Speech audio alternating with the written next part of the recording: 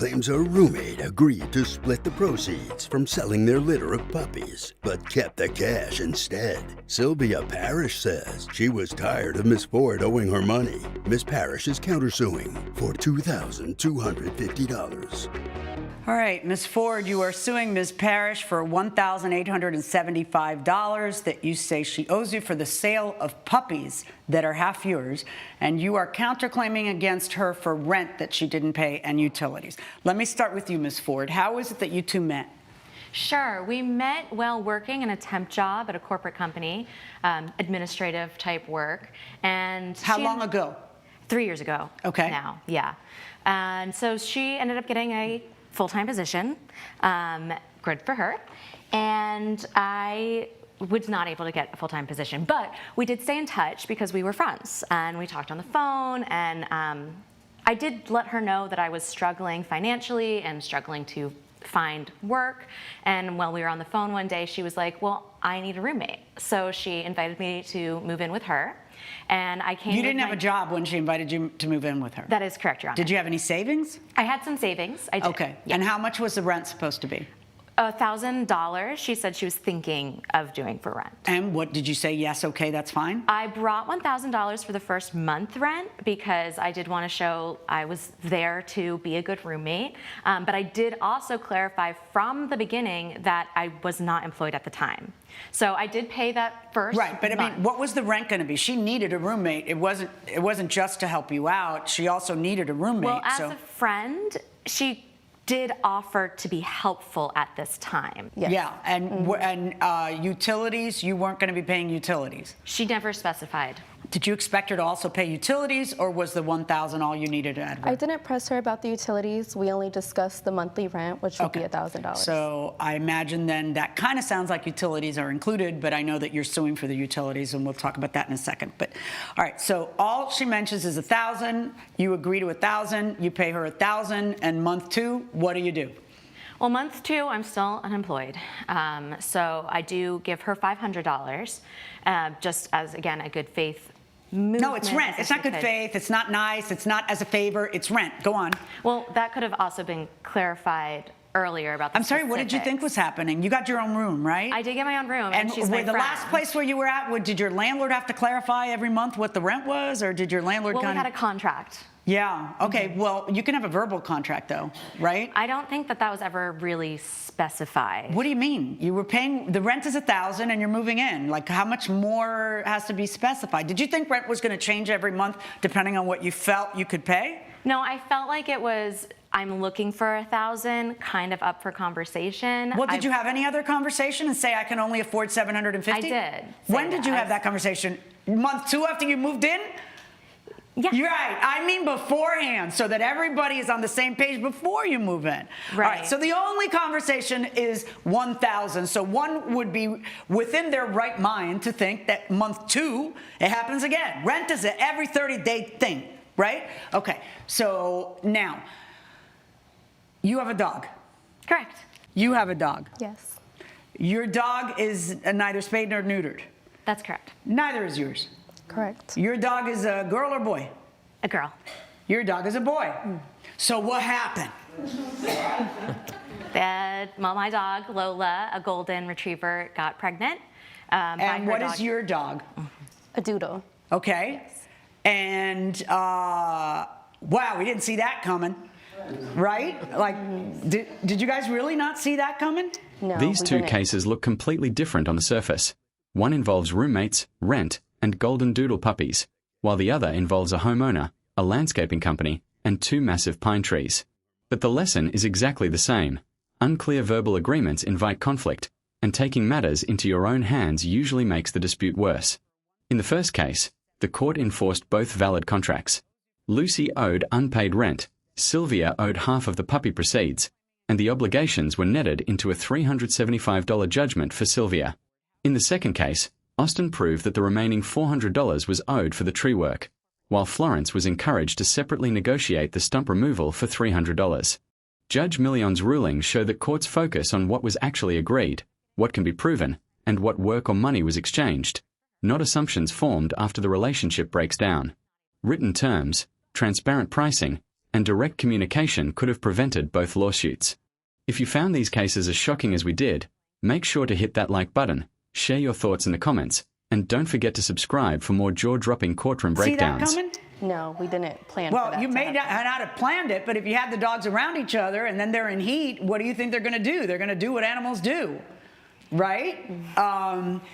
Did you tell her, oh, our dogs did it behind our back? Yeah. No, I mentioned it for And you sure. were both happy, though. You weren't upset. Well, we were like, puppies are adorable. Okay. You know, so. And All right. And what was also- the plan, though? Were you going to keep all these puppies, or the plan was to sell them? Well, I knew that we could sell them for a significant amount of money. Like how much? Between $2,000 to $8,000. Golden doodles are very expensive dogs. What dog did you have? I had the golden retriever, the female. And you had a what? A Labradoodle. A Labradoodle. Well, it kind of depends on the pedigree of the dogs, how much you can sell them for. Both of our dogs were purebred dogs, and then they had these. So can I just golden understand how two women with purebred dogs of a different gender who plan on breeding them and who have not spayed or neutered them didn't see it coming? Coming up on Justice for the People. There's two contracts that are going on here, all right? And then you took it upon yourself to, offset one against the other, but then you end up deciding to sell the puppies at $750 apiece.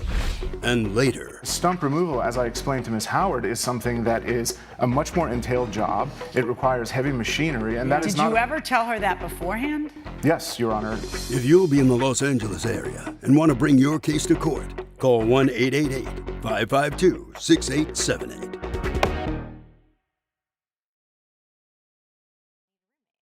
The judge is zeroing in on the first legal foundation of this case. A verbal rental agreement can still be a contract.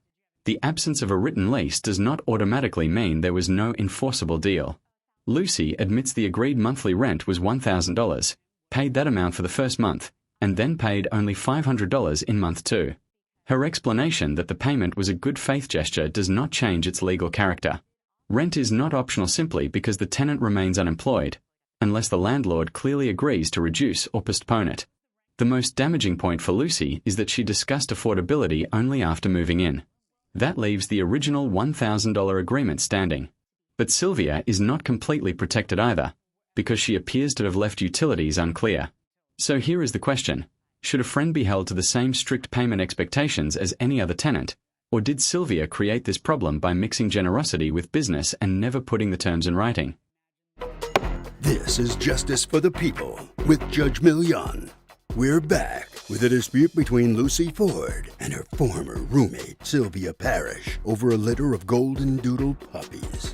There are two different contracts between you two. Yeah. And be there no mistake, they are contracts. Whether they're written or verbal, they are contracts. One of them is she pays $1,000 rent a month. And the other one is we split the sale of the puppies, right?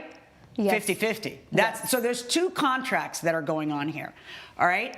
And then you took it upon yourself to, offset one against the other, but then you end up deciding to sell the puppies at $750 apiece. Well, also as a friend at the time, I don't want to put her out. I'm trying to be as lenient. Why don't you talk to her as a friend? Like, why don't you tell her, listen, you owe rent, I'm going to sell the puppies, I need the money, and you're not going to get any of it. I'm going to sell it for whatever I want. How As I about said, that? she was If you're really very- friends and trying to keep the friendship, how about communication?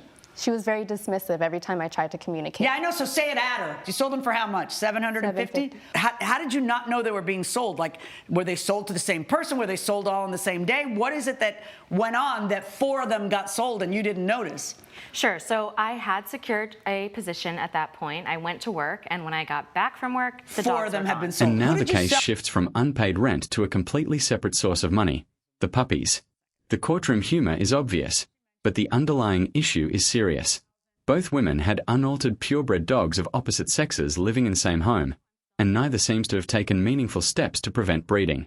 Calling the pregnancy unexpected may sound convenient, especially when Lucy also says she knew golden doodles could sell for significant amounts. That suggests the litter quickly became more than an accident. It became an asset. Once both women agreed to sell the puppies and divide the proceeds, they created another verbal contract, separate from the rental agreement.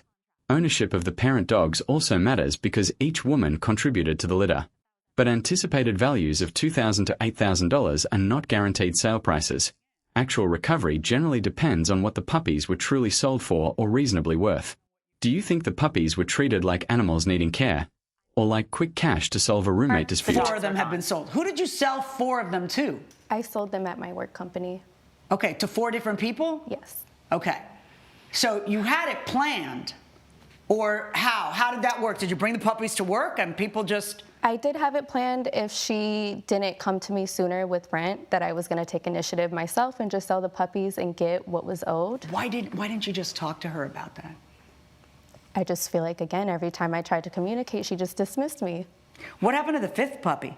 The 5th puppy actually had a virus in its lungs, so it ended up in the hospital. And where is it now? I'm still paying for its medical care. Is it still in the vet? Yes. At the vet hospital? Yes. Has she sued you for half of the vet care of the 5th dog? Well, I've paid for the initial vaccines for the puppies. What I'm actually a little upset about is that you're supposed to keep puppies with their mom for 8 weeks, and she sold them at 4 weeks. How did you even do that? Why did you do that? Because it is true you're supposed to keep puppies with the mom for 8 weeks. Why did you sell them at 4? It's kind of irresponsible. Yes. Again, at the time, I'm just taking the initiative because I needed what you owed. You put me in a financial That doesn't change hole. when you should sell the puppies. You should sell the puppies when it's best for the puppies and the mom, not when it's best for you, when you need the cash, and you do it behind her back. Jeez. And I'm sorry, if I may, the 5th puppy probably wouldn't be sick also if they had received better care, so. And now, where are you? You're not living together anymore? No. All right, and you are suing for the cost of, because she's keeping this other dog, you're suing for the cost of 5 puppies at $750 for half of that, which you believe you're entitled to as the owner of the mom dog. And you say that she owes you $2,000. Well, you're also suing for the utilities as well. Mm-hmm. And why should I force her to pay utilities when that was never discussed? Just out of how lenient I've been with her and everything that I've done up until this point, I feel like she... This is the legal turning point. Judge Milian clearly identifies 2 independent contracts, one requiring Lucy to pay $1,000 per month in rent, and another requiring the women to split the puppy sale proceeds 50-50. Sylvia's biggest mistake was deciding on her own that she could offset one agreement against the other. A set-off can sometimes be recognized when 2 parties owe each other money, but one person normally cannot secretly rewrite the arrangement, control the jointly expected proceeds, and decide the accounting without notice. Sylvia may have had a valid rent claim, but that did not automatically give her exclusive authority to sell the puppies, choose the price, and keep every dollar. Her repeated claim that Lucy was dismissive explains her frustration, but frustration is not consent. The cleaner approach would have been direct notice. You owe rent, I intend to sell the puppies, and I will claim what is owed. Instead, secrecy made a legitimate rent dispute look like self-help. Was Sylvia protecting herself, or did she cross the line by becoming judge, seller, and debt collector all at once? I feel like she. I mean, if you knew that she didn't have a steady job, why would you want her as a roommate? Like, I would understand why you'd want to help her out, but why would you want her as a roommate who's paying and then be shocked and appalled that she didn't pay if she still hadn't been I thought able... by the 2nd month I would definitely see a turnaround, and that didn't happen. Do you think she was lazy? Or do you think she was just unlucky and was trying hard? I think she was a little bit all over the place. Like, she never knew what she wanted to do with her life. I constantly gave her advice. I motivated her to try new things and new opportunities, and she was just very stagnant. Okay. How are you living now? Did you get a job? I did, thank you. Okay, and do you have roommates, or... I do. Do you have another roommate? I do. I have a new tenant, and they now pay $1,300 plus the utilities. So that's been a great situation. Okay. All right. So everybody's happy. So now what we got to do is we got to figure out where money goes. Okay, where money's owed. All right. She's suing for half of what you sold the puppies for, including half of the one you kept, and valuing it at $750, even though she feels like she could have sold them for between $2,000 and $8,000, right? Then you feel that what you're entitled to is the rent that you were supposed to be paid, plus for good measure, now you got to pay utilities, even though we never talked about that. I'm going to enforce the contracts you guys actually had. And so she owes you $2,250 in rent, and you owe her $1,875 in dog, which means that I am ruling in your favor, a net judgment, because you have a counterclaim against her for the rent, a net judgment in your favor in the amount of $375 because she owes you rent, you owe her monies from the dog, and the difference is $375. This moment raises the stakes far beyond money. Sylvia admits she sold 4 puppies at only 4 weeks old, even though the court notes that puppies are generally supposed to remain with their mother for about 8 weeks. Her reason was financial pressure and unpaid rent, but the judge correctly separates those issues. The timing of an animal sale should be based on the animal's welfare, not the seller's immediate need for cash. Lucy then connects the sick 5th puppy to the quality of care, although the transcript does not establish medical proof that the early separation caused the illness. That distinction matters. We can criticize Sylvia's decision without inventing a medical conclusion that has not been proven. Legally, the early sale does not erase Lucy's rent debt, and morally, the rent debt does not excuse potentially irresponsible treatment of the litter. This is the point where both parties lose credibility for different reasons. One failed to meet a clear housing obligation. The other responded in a way that may have placed vulnerable animals at risk. Who do you believe acted more irresponsibly here? $375. Verdict for the defendant. All rise. Judge Milian has ruled in favor of the defendant. The plaintiff owes $375. I'll see you in court again. See you here again. Okay. Exit this way, please. Coming up, She also wants you to remove all the roots. Yeah, everything. And you'll Those do that roots for $300? We will do it for her for $300 if she remits the $400. Yeah, the that she owes $400. us. Yeah. Now the judge begins the accounting, and this is where emotion gives way to arithmetic. Lucy claims half the value of 5 puppies at $750 each, producing a claim of $1,875. Sylvia claims unpaid rent plus utilities. But the utilities request is weak because the parties never clearly agreed that Lucy would pay them separately. A court generally enforces the agreement the parties actually made, not extra terms one party later believes would be fair. By contrast, the $1,000 monthly rent was directly discussed, and the unpaid balance can be calculated from Lucy's own testimony. The judge also rejects speculation that the puppies might have sold for thousands more. Courts need evidence, not optimistic market estimates. Damages normally depend on proven loss, actual sale proceeds, or reliable valuation, not the highest number someone thinks they could have received. Before the ruling lands, what would your calculation be? Should Sylvia receive rent first? Should Lucy receive puppy money first? Or should the court simply net the 2 valid obligations against each other? this is Justice for the People with Judge Milian. Austin Green claims he was hired to cut down 2 40-foot trees, but was stiffed by his client once he finished the job. Florence Howard says the plaintiff refused to take out the tree stumps, so he didn't complete the work. All right, Mr. Green, you are suing Ms. Howard for $400 that you say is the balance owed for your tree removal services. What's going on? Well, Your Honor, Ms. Howard contracted my company, landscaping company, to have 2 very large trees removed from the front How yard. large were they? 40-foot pine trees, Your Honor. And we did so. She had a recommendation from a friend of hers, Mary, that we had done a very similar job for. And we agreed to a price, $1,000. To remove both of them? To remove both of them for $1,000, to clean up all the debris and have that debris dumped. And upon completion of the job, Ms. The Howard first verdict refused. is a textbook net judgment.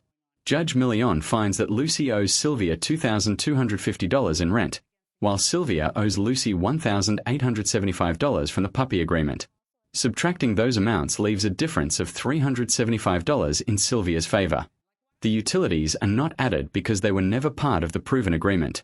The court also values the puppy claim using $750 per puppy, the actual figure used in the dispute, rather than Lucy's much higher estimate of what golden doodles might sometimes command. Notice what the ruling does not do. It does not reward Sylvia for secretly selling the puppies, and it does not excuse Lucy's failure to pay rent. Instead, it enforces both contracts and balances the money owed under each.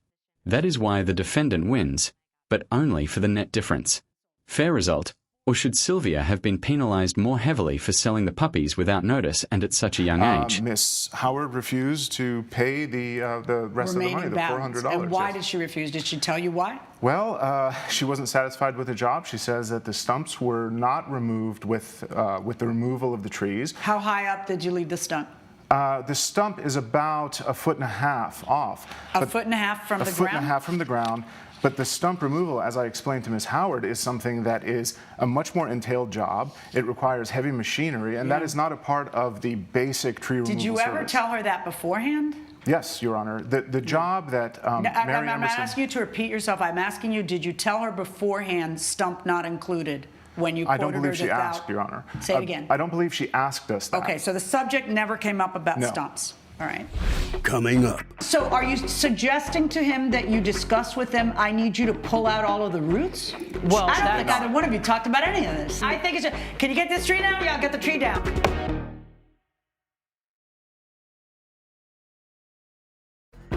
this is Justice for the People with Judge Milian. We're back with a case of Austin Green, who brought Florence Howard to court over money owed for tree removal. I would imagine that chopping the tree does some damage to the future growth of the tree. As The courtroom now moves to a second dispute, but the legal theme remains almost identical: unclear expectations. Austin Green says his landscaping company agreed to remove two 40-foot pine trees for $1,000, completed the cutting and cleanup, and was denied the final $400. Florence Howard says tree removal meant the entire tree, including the stumps and possibly the roots. This is a classic scope of work problem. Contractors often distinguish among cutting, hauling debris, stump grinding, and full root removal because each service requires different labor and equipment. Homeowners, however, may hear the phrase remove the tree and reasonably picture an empty patch of ground. The dispute is not necessarily about dishonesty. It may be about two people using the same words to mean completely different things. Watch closely for who had the better opportunity to clarify the scope before work started.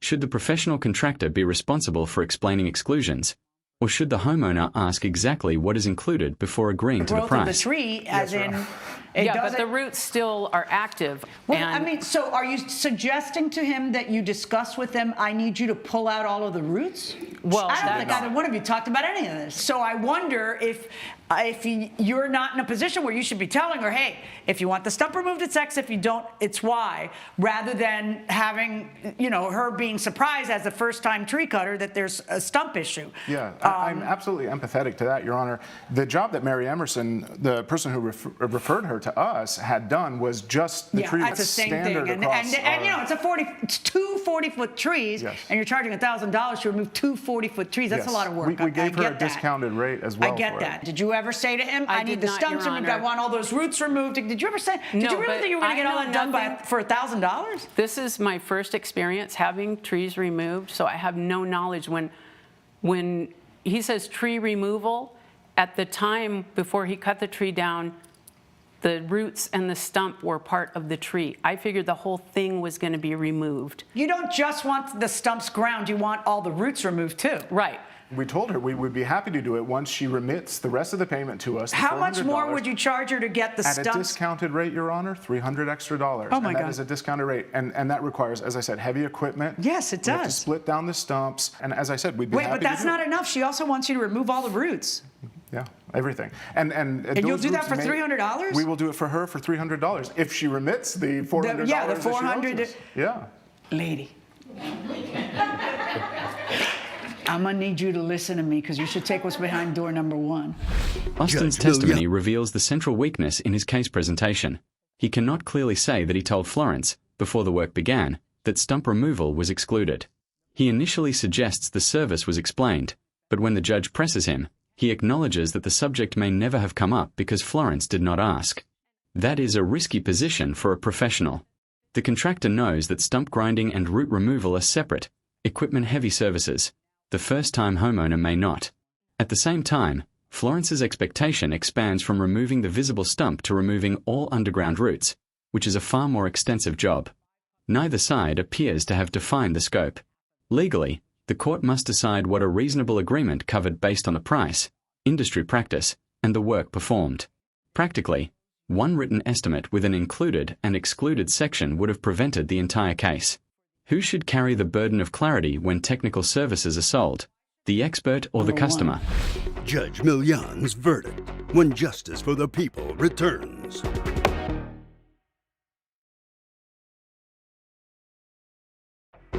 This is Justice for the People with Judge Milian. Kind of feels like your industry is trying to hide it if you don't actually say this is what this costs and this is what that costs. Just seems to me like it would be so much clearer if you explained this to all of the homeowners instead of having them guessing. Having said that, however, I have no words to describe to you. Judge Milian is now balancing consumer expectations against commercial reality. She questions why the contractor did not offer two clear prices, one for cutting and hauling the trees and another for stump removal. That criticism is important because professionals are normally in the best position to explain industry terms. Yet Florence also admits this was her first experience with tree removal and that she simply assumed the stump and roots were included. An assumption alone may not justify withholding payment for substantial work that was undeniably completed. The price matters too. $1,000 for removing two 40-foot trees, cleaning the debris, and hauling everything away is presented as unusually inexpensive. That makes a full stump and root extraction less likely to have been included. In contract disputes, context can help define ambiguous language. A bargain price may signal a limited scope, even when the wording is vague. Do you think the phrase tree removal naturally includes the stump, or should every part of the job have been separately listed? How inexpensive this job was. Okay. Yeah, I'm telling you because I've been there, I've done it, and it is a bear. Two 40-foot trees for $1,000. I strongly suggest, well, first of all, I'm going to order you to pay him the $400, but I very, very strongly suggest that you negotiate with him those stumps because the stumps are going to cost you so much more if you hire somebody else to do the stumps. And now you're on national television promising you'll do it for $300. So if he doesn't do it for you for $300, you make sure to tell Justice for the People with Judge Milian because we're going to trash him nationally. All right? Okay. Everybody on the same page? $400 verdict to the plaintiff. Thank you, ma'am. All rise. Judge Milian has ruled in favor of the plaintiff. The defendant owes $400. I mean, I'll be happy to come in and clear your stumps as soon as you pay us the $400. Back to the negotiation table then. Okay. Exit this way, please. Make sure you grab all of your belongings.